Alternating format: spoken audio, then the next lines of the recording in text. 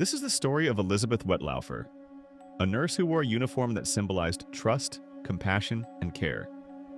To patients and families, she was quiet, polite, steady. To the public, she was a familiar face in long-term care homes across Ontario.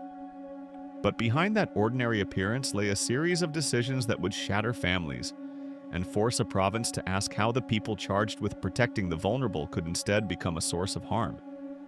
This is the case of the nurse who killed those she was meant to protect.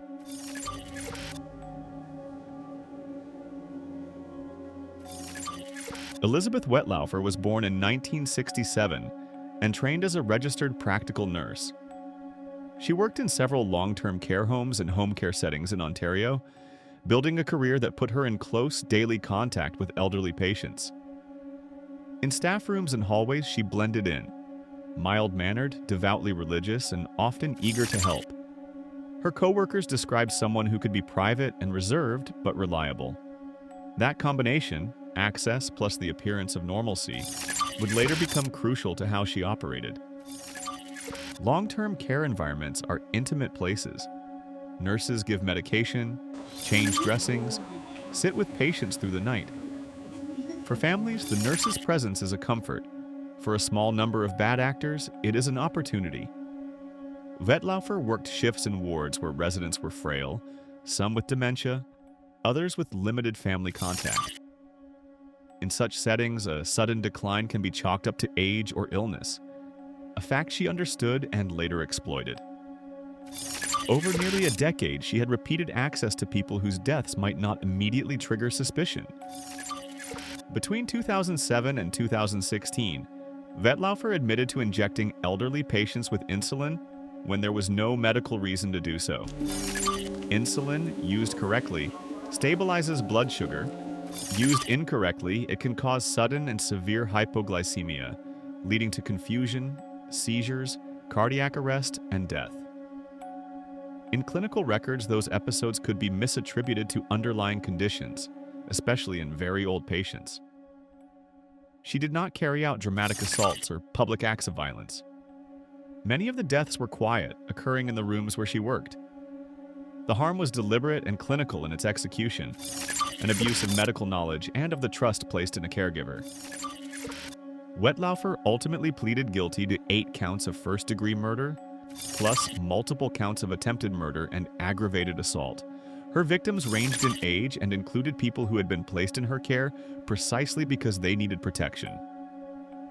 Families who expected safe final chapters instead received devastating news. Those gentle declines were sometimes not natural at all. Investigators later described a pattern: unexpected hypoglycemic events, inconsistent charting, and outcomes that, in isolation, looked like the tragedies of frailty, but taken together suggested something else. Yet for years, the connection went unnoticed. Wettlaufer's case changed not because of surveillance or a forensic breakthrough, but because she confessed.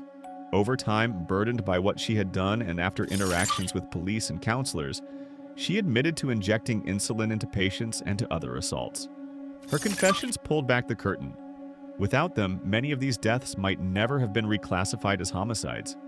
The confessions allowed police to re-examine deaths, interview families, and build a case that showed a troubling span of deliberate acts rather than a series of isolated medical tragedies. The fallout went beyond one courtroom.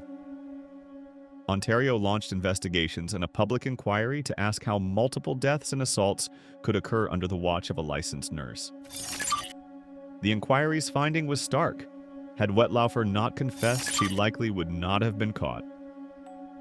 The system had gaps, like in reporting, oversight, and in the culture of long-term care, that allowed warning signs to be missed or minimized. Families and officials demanded answers.